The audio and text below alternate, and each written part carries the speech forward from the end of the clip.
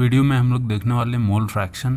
ठीक है, mole fraction कैसे निकालते हैं, कैसे सॉल्व करते हैं। तो मैं मोल फ्रैक्शन अगर देखो मैं सिंपल से वे में समझाऊं तो मोल फ्रैक्शन होता क्या है, इसको हम लोग x से रिप्रेजेंट करते हैं। जब भी हमारे पास कोई सोल्यूशन होता है, ये तो फिक्स है कि उसमें सॉल्यूट और सॉल्वेंट का मिक्सचर होगा तभी सोल्यूशन बनेगा। अब अगर मोल्स की बात करूं, ठीक है, तो अगर मान लो सॉल्यूट का मोल्स तुम लोग n से रिप्रेजेंट कर रहे हो, n1 से, सॉल्वेंट का n2 से, तो सीधी सी बात है सोल्यूशन का मोल कैसे रिप्रेजेंट होगा, n1 प्लस n2 से। ठीक है, अब देखो अगर इनके मैं मोल फ्रैक्शन की बात करूं, ठीक है, अगर इनके मोल फ्रैक्शन की बात की जाए तो जो सॉल्यूट का मोल फ्रैक्शन होगा वो x1 से रिप्रेजेंट करेंगे, सॉल्वेंट के x2 से। ठीक है, और पूरे सोल्यूशन का क्या हो जाएगा, x1 प्लस x2। ठीक, अब ये चीज़ें हैं, सॉल्यूट के मोल फ्रैक्शन को हम लोग x1 से रिप्रेजेंट कर रहे हैं, सॉल्वेंट को x2 से। तो ये हमारे रिप्रेजेंटेशन का तरीका है मोल्स और मोल फ्रैक्शन निकालने का। अब मोल फ्रैक्शन का डेफिनेशन क्या होता है ये हम लोग आगे देखेंगे। अब देखो जो x1 है, ठीक है, ये मोल फ्रैक्शन है किसका, मैंने बोला सॉल्यूट का। ठीक है, मोल फ्रैक्शन ऑफ सॉल्यूट, जबकि x2 क्या है हमारा, मोल फ्रैक्शन ऑफ सॉल्वेंट। ये इनको रिप्रेजेंट करने का तरीका है। अब देखो इनका सिंपल सा फॉर्मूला क्या निकल के आता है हमारे पास। ठीक है, यहीं पे मैं एक्सप्लेन कर देता हूँ। मोल फ्रैक्शन मतलब होता क्या है कि अगर सपोज करो हम लोग सॉल्यूट का मोल फ्रैक्शन कैलकुलेट कर रहे हैं, सॉल्यूट का जब भी मोल फ्रैक्शन कैलकुलेट करोगे तो x1 मतलब सीधी सी बात, मैं किसको कैलकुलेट कर रहा हूँ, x1 को। तो इसका सिंपल सा फॉर्मूला क्या होता है कि सॉल्यूट का मोल्स अपॉन टोटल मोल्स। ठीक है, n1 upon n1 plus n2। तो वैसे ही जब हम लोग सॉल्वेंट का कैलकुलेट करेंगे x2 तो क्या हो जाएगा, n2 upon n1 plus n2। तो किसी भी पर्टिकुलर कंपोनेंट का निकालोगे तो उसका ऊपर हो जाएगा और बाकी जो टोटल मोल्स होगा वो हम लोग अपॉन में लिखेंगे। तो mole fraction is a ratio of component, ठीक है, to the total moles. Simple सा ये इसका डेफिनेशन हो जाएगा यहाँ पे। अब अगर देखो मैं मोल फ्रैक्शन को लिखूँ तो moles of solute upon total moles of solution. ठीक है, ये हम लोग किसके रिस्पेक्ट में लिख रहे हैं, सॉल्यूट के। अब अगर यही मोल फ्रैक्शन अगर मुझे सॉल्वेंट के रिस्पेक्ट में लिखना हो तो मैं क्या लिखूँगा, देखो सॉल्वेंट के रिस्पेक्ट में क्या हो जाएगा, मोल्स ऑफ सॉल्वेंट ऊपर हो जाएगा, मोल्स ऑफ सॉल्वेंट, और नीचे हम लोग क्या लिख देंगे, again total moles of solution. तो ये फॉर्मूला बन जाता है मोल फ्रैक्शन का सॉल्यूट और सॉल्वेंट के लिए। तो जितने भी पर्टिकुलर सॉल्यूट या सॉल्वेंट यूज़ हो रहे हैं उनका मोल अपॉन टोटल मोल्स, इसी को हम लोग क्या बोलते हैं, mole fraction.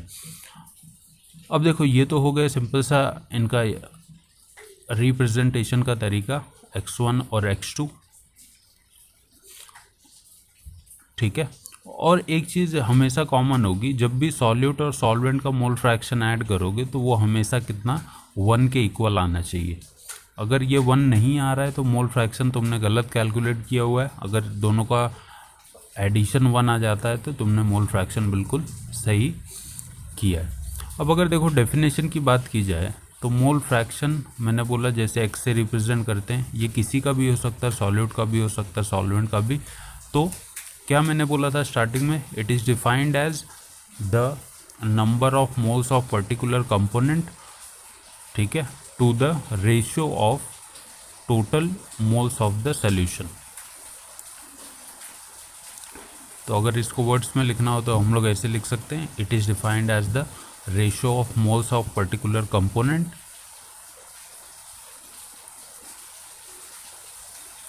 To the total moles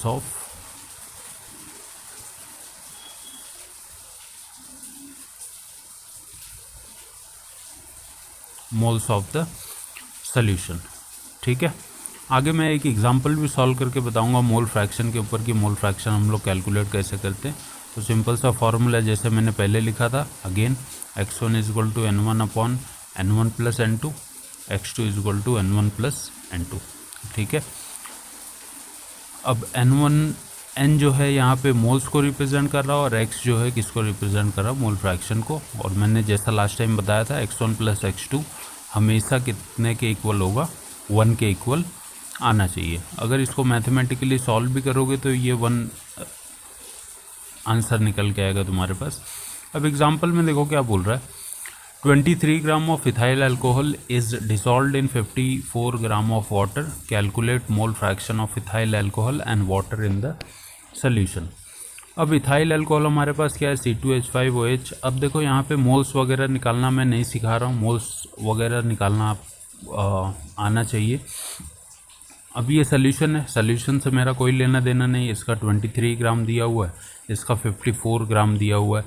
अब अगर इसका मैं N1 निकालूँ और इसका N2 मतलब इसका मोल्स और वाटर का मोल्स, तो देखो मोल्स निकालने का फॉर्मूला क्या होता है, मास अपॉन मोलार मास।